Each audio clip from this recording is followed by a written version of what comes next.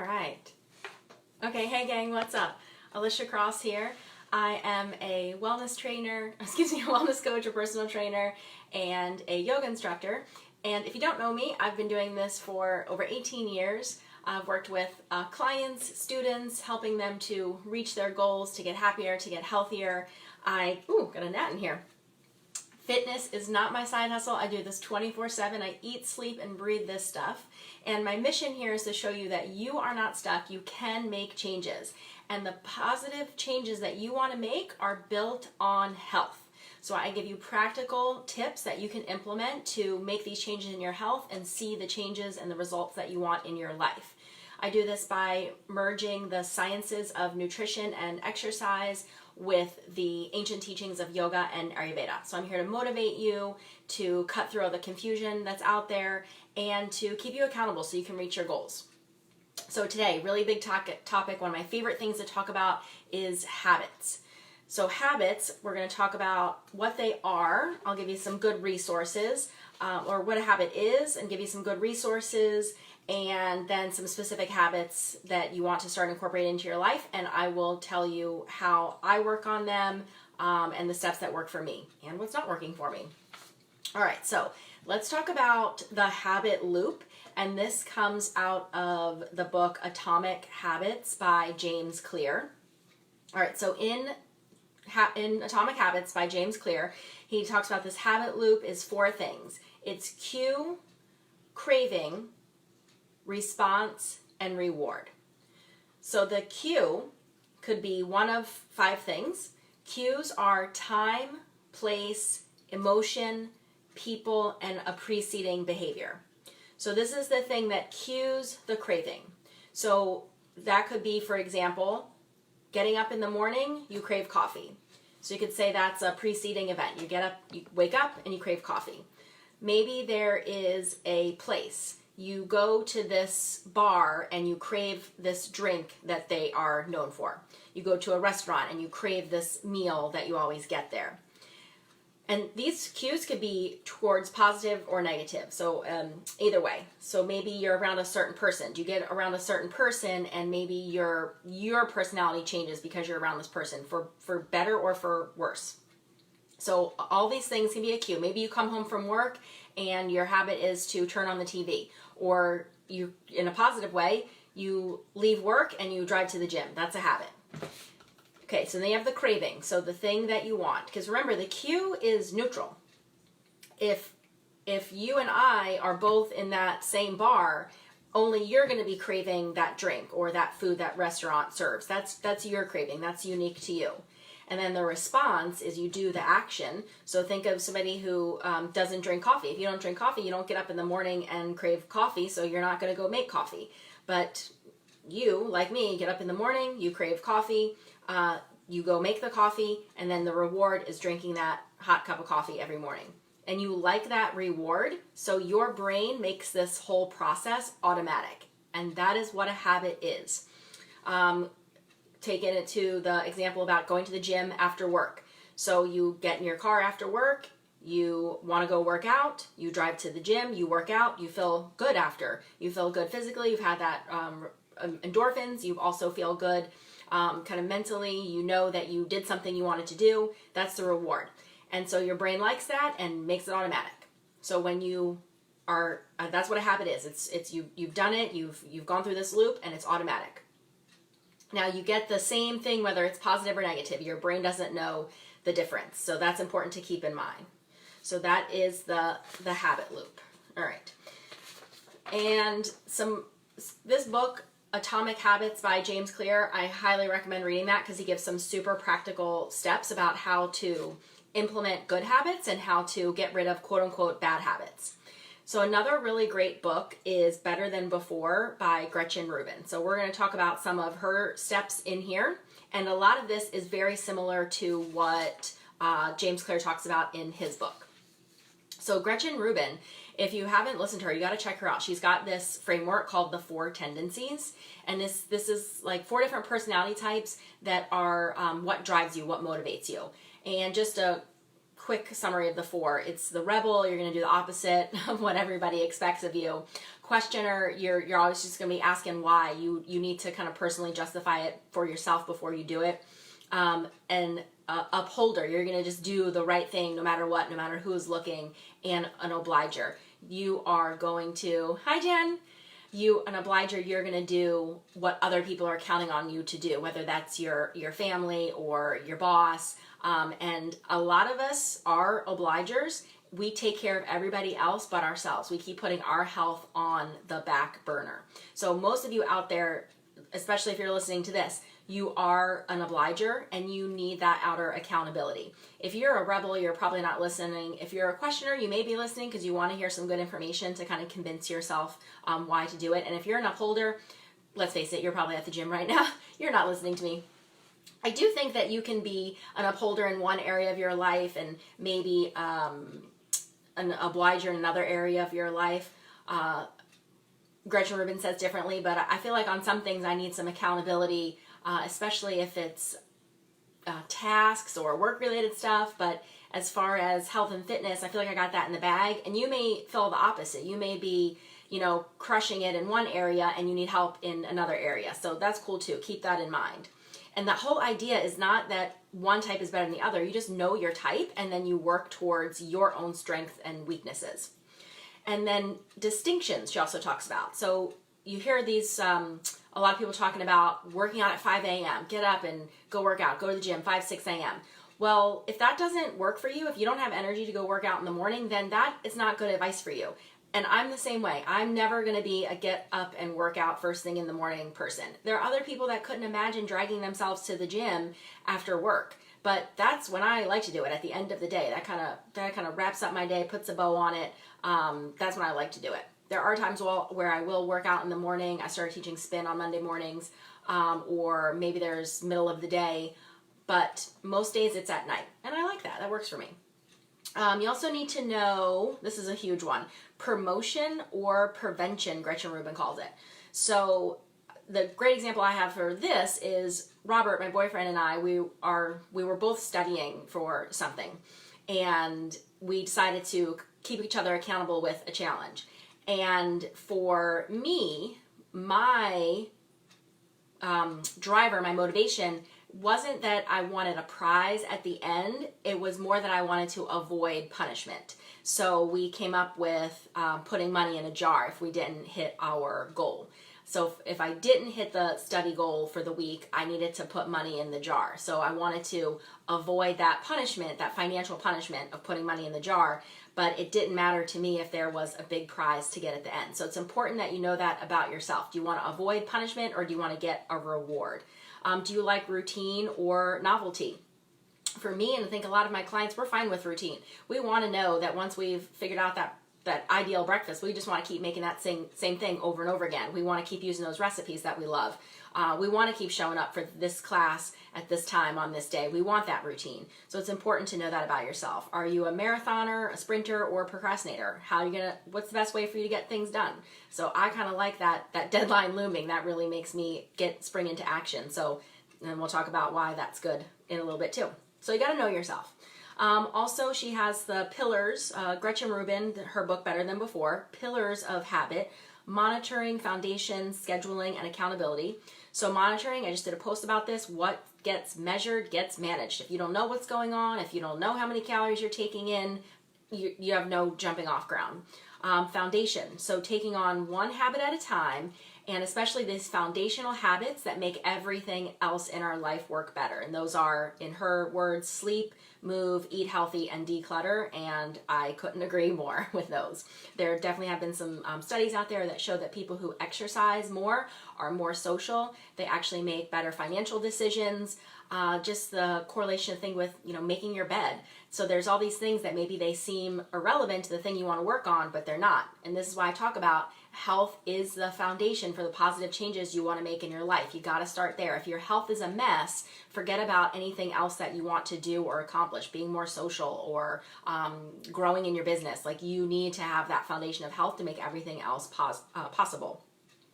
Scheduling, put it in your calendar. That's huge. So I do this as well with my especially with the yoga classes I'm going to take, or classes at the gym that I'm going to take.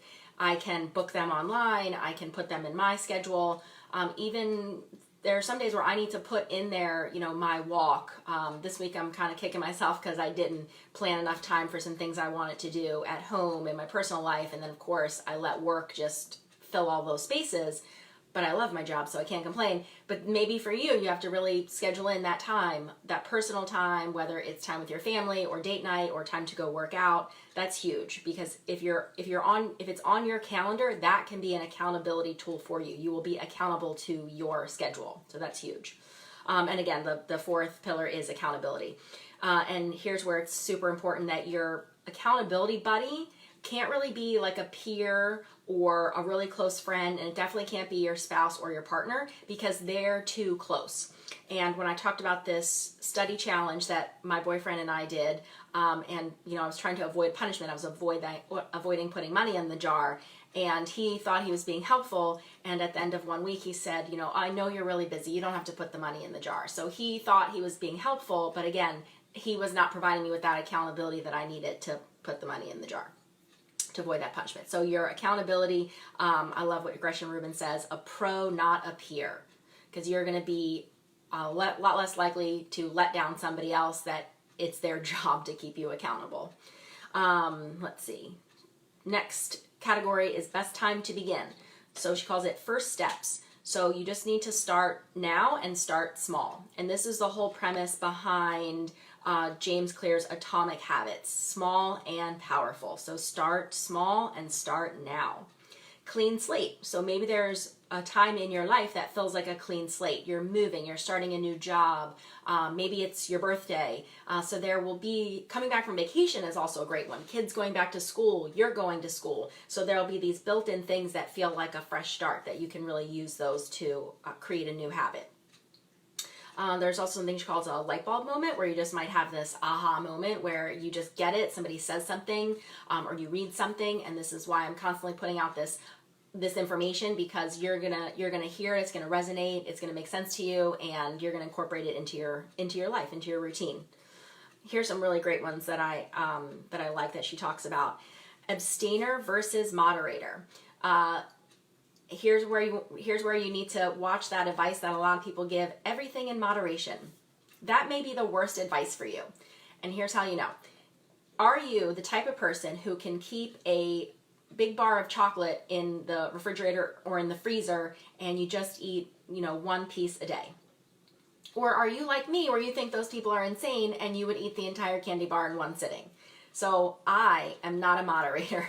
That is not good advice for me. I just need to not have the candy bar in the freezer, or if I want candy, it needs to be, one serving, one small little piece, or else I'm just going to eat the whole thing.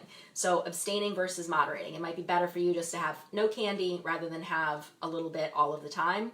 So you need to decide that for yourself. So everything in moderation may not be the best advice for you. Remember, the thing is to know yourself and to work to your strengths and your weaknesses, not to try to be like other people. Convenience. James Clear says the same thing. You've got to make it easy. So the thing that you want to work on, make it easy. It's got to be right there in front of you. And there are many steps that you can take to make that happen. I know you've heard this before. Lay out your gym clothes, meal prep, buy healthy snacks. So that's what's in the kitchen. Inconvenience. James Clear says the same thing. So if you have a house full of junk food, that's right there. That's within reach. If you have people in your house that want that food, then they need to help you make it inconvenient by hiding it or locking it up. You need to make it less easy to get your hands on those things. So the things that you don't want to do, make them inconvenient. Things you want to do, make them convenient. Loopholes. So Gretchen Rubin has this great loophole list. So these things that we kind of let ourselves off the hook, like you've earned it, or I'll start tomorrow. I love this, the false choice, the either this or that. I had somebody say to me once, they saw me exercising, being healthy, eating, and they said to me, oh, I'd rather be happy. That implication is that I'm, for some reason, not happy because I exercise and eat healthy. When they're not mutually exclusive, you can eat healthy, exercise, and be happy. Imagine that. So there's not this either or in life. You can also, let's see, it doesn't count. So it doesn't count because it's Saturday. So I'm a real huge proponent of your body does not know the difference between Wednesday and Saturday. You cannot go off the rails on the weekend. What about when you're picking food off somebody else's plate? You know, you kind of get that feeling that it doesn't count. Or if you're, you know, standing at the kitchen sink eating food, it doesn't count. It all counts. What else? Let's see. Oh, this is a good one. She calls it the One Coin Loophole. So there's this story of, let's see, does one coin make a man rich? You would say no. So you keep adding coins to the pile and adding coins and adding coins and adding coins. And at some point you add a coin and you say, okay, now he is rich. So at what point, which coin made you rich? So you may think, well, okay, if I go to the gym this once, that's not a big deal. If I have this salad this one time, that's not a big deal. Well, all of those things add up to make you what you want, you know, whether it's rich or healthy or whatever. And I just did a video on this, James Clear's quote about every action you take is a vote for the type of person you wish to be. So all of these actions, all of these coins add up to make you who you want to be, your identity. That's why it's really important that you know your why. And this is really big too about missing things.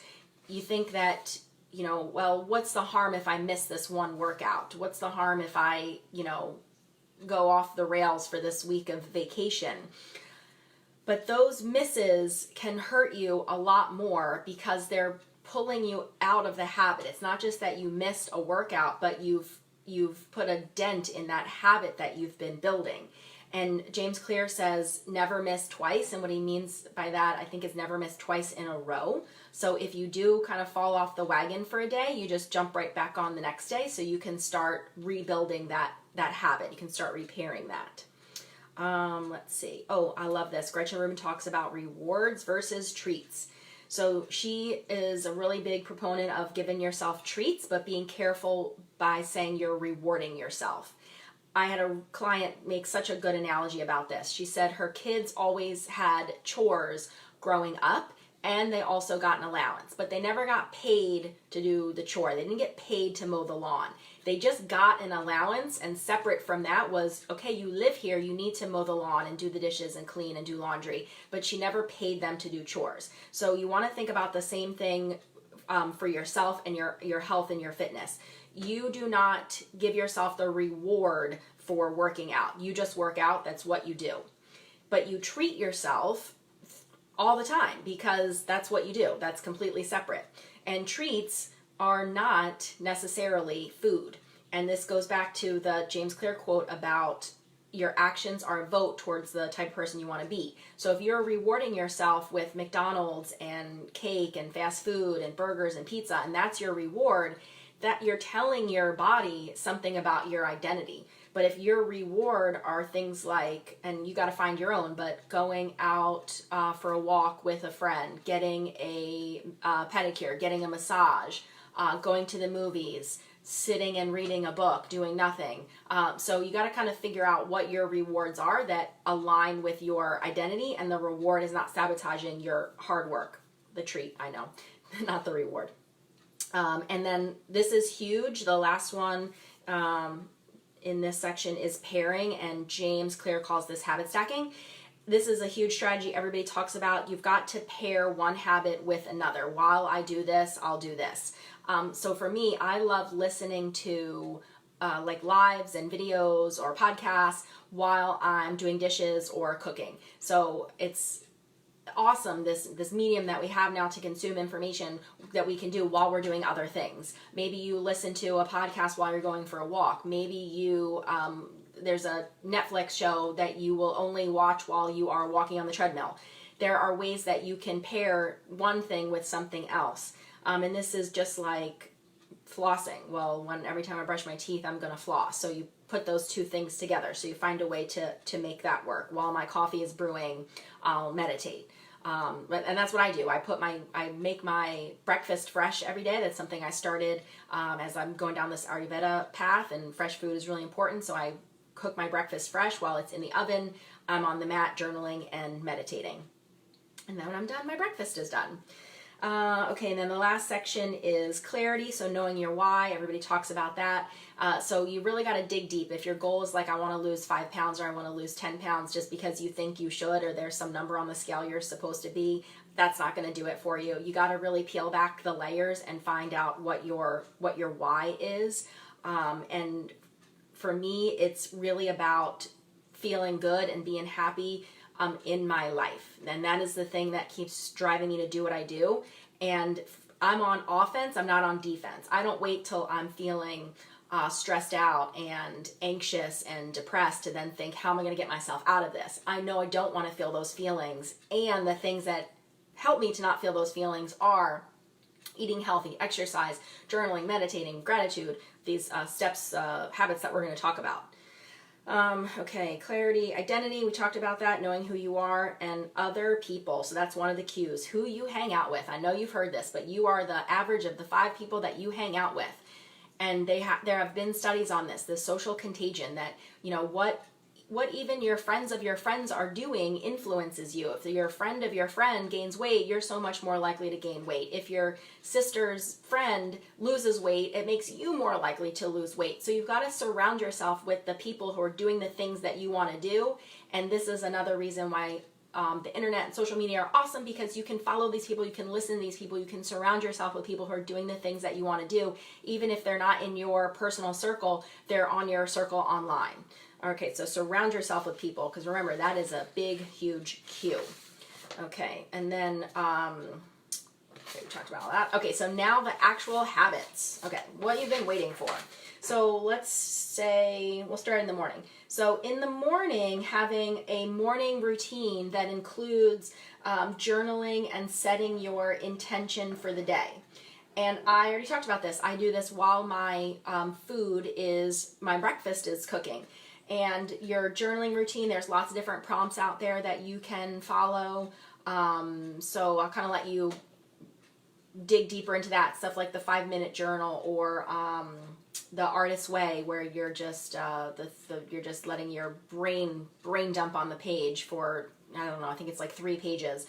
You can find lots of different prompts about your ideal day, what you can get excited about, your big dreams, the one thing you're working on today, what is the word or your intention for the day. So anything that helps you move into your day in more of a positive and intentional space.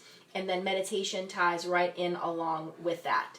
So for meditating, again, I do that while my breakfast is cooking. I journal and meditate. I use the Insight Timer app. It is a free app, and my minimum is 10 minutes. My minimum used to be 5 minutes, but now it's 10.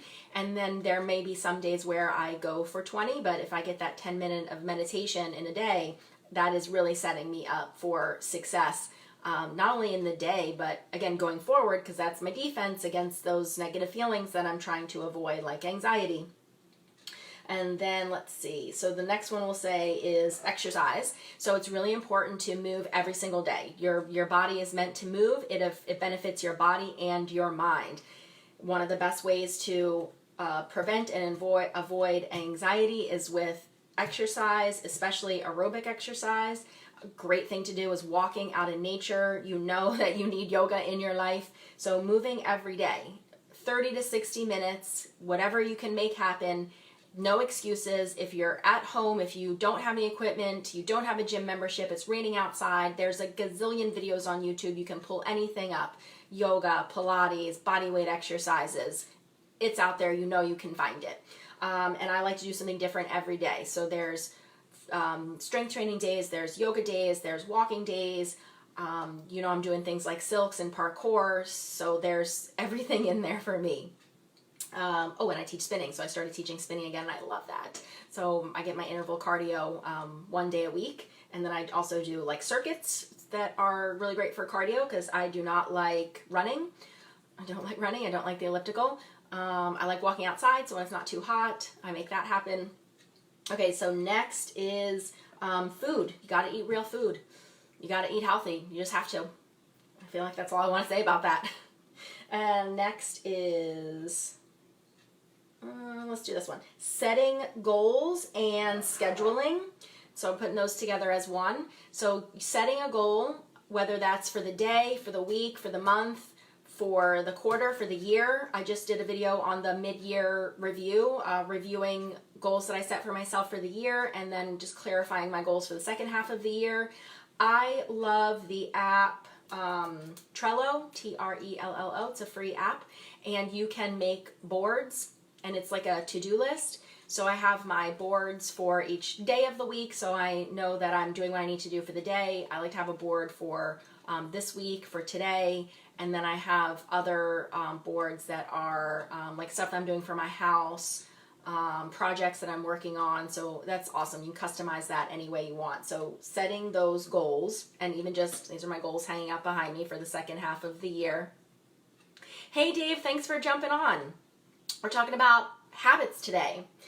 So setting goals, and then I'm also putting with that time blocking or scheduling. So I talked about that. You got to put it in your calendar. So this ties back to goals. You know, if I have a goal on here that I want to go to yoga twice a week, I book those classes and I put that in my calendar so that when something else is coming up, I can say, no, I'm not available at that time. I'm booked. And it doesn't matter if I'm booked for a client or a class or a workout or a date with my boyfriend. I'm booked. That is booked. Some great advice my grandmother gave me once. She said, you know, if somebody asks you to do something, you can say, no, I'm sorry, I'm busy. It doesn't matter if busy means you're taking a bath.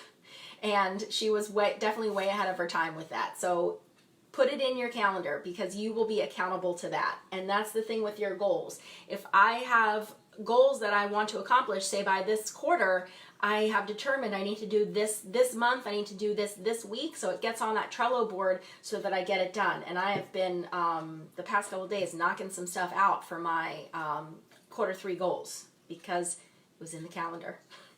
So schedule that, and then let's see. We're going to put this all in one, last one. So your nighttime routine and your sleep hygiene. And included in that nighttime routine is gratitude journaling. So you will hear when people talk about journaling in the morning, they will include the gratitude practice there. I have my gratitude practice separate, especially because your gratitude practice, if you follow Sean Accor, the positive psychology guy, he talks about this. You cannot just be grateful for the same things over and over again and expect it to make changes in your brain. So you need to find new things to be grateful for every single day. So at the end of the day, before I'm going to bed, that's when I'm looking back over my day and seeing all the things that I'm grateful for. You know, I caught all the green lights on the way to class.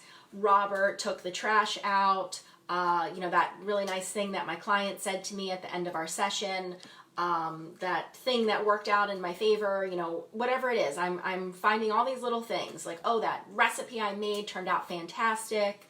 That message I got from my friend on Instagram, people watching my Facebook Live video today. These are all things that I'm going to, at the end of the day, write down and be grateful for. So I'm ending my day on a positive note. And that is part of your nighttime routine. So not watching the news, not scrolling social media. There's got to be a point where you shut that down. You turn off those screens. And that's why journaling is a big part of the reason why journaling is done with paper and pen. Also because it just activates other parts of your brain, so you don't want to be journaling on your computer or on your device. Also part of your nighttime routine, you stop eating at a certain time so that you can sleep better. You shut the screens down, shut down work, getting into bed at a decent time so that you get enough sleep. So you need 7 to 9 hours of sleep. I don't care who you are. You need 7 to 9 hours of sleep. This is something that I have been working on, and we talked about this foundation of working on one habit at a time. This is the thing for me. So I have my app is called Sleep Plus Plus, and it gives me a little warning that it's time to get ready for bed. And I have been doing great. It's been 2 months that I've been, well, it was June and now July, that's all I'm focusing on. It used to be at the end of the month when Robert and I would have our little check-in and we talk about what we're working on. There would be like 4 or 5 things, and then the next month would come around and I just didn't get any of the things. So now it's one thing. It's sleep, because my issue is I come home and it's, I don't get home till about 9 o'clock some nights, and then I want to do things. I want to clean the kitchen. I want to do some social media. I want to work on some content. I want to do this. I want to do that. I want to follow up. I want to program. But it's too late. I got to shut all that down. So I've been doing a lot better. I've been getting to sleep by 10:30. I just want to back that up 30 more minutes, but I got to keep working on being consistent and going to sleep at 10:30. That's got to be a habit before I try to modify and improve the habit. So that's what I'm working on. Oh, and the other thing that really helped me with that is, again, I'm a little bit of an obliger where I need to be accountable to somebody else, and Robert gets up earlier than I do, so if I stay up late, it's disrupting his sleep, because then I have the lights on or I'm coming to bed after he's asleep, and I don't feel like that's fair to him when he's getting up, 30, 60, 90 minutes earlier than I am, for me to be disrupting his sleep that way. So that helps me to be a little more accountable to get to bed on time, so that it's not disrupting his sleep. Because again, you got to find what works for you, find that accountability that you need. And I know I did say that your accountability buddy, they can't be your spouse, but in this situation, it's not like he's holding him accountable. I feel bad that I'm ruining his sleep. So that's important to me, because I don't want to make people unhappy. I want them to be happy and healthy. So that includes my boyfriend. All right, so that was the last one. So that was 6 of them that I gave you. Remember, you can only work on one. So morning routine and journaling, starting your day positive and with intention and on the right note. Part of that is meditation, so that's number 2, daily meditation. Number 3 is exercise. You got to move every day. You just have to. 3, 4, food, eat healthy. I talk about that a ton, so I'm not going to dive into that here because that's a whole another thing. Number 5, set goals and schedule the things you want to do. Number 6, sleep, nighttime routine, and gratitude journaling, putting them all in as one. So pick one of these things. What's the one thing that you are going to work on for the next month, quarter, or the rest of this year, as long as it takes to make it a habit? Put it in the comments here. Which one of these strategies are you going to use that I talked about? Which one of these books are you going to read so you can be inspired? Gretchen Rubin's Better Than Before or James Clear's Atomic Habits? Put it in the comments. Tell me what you're working on. Tell me what your questions are.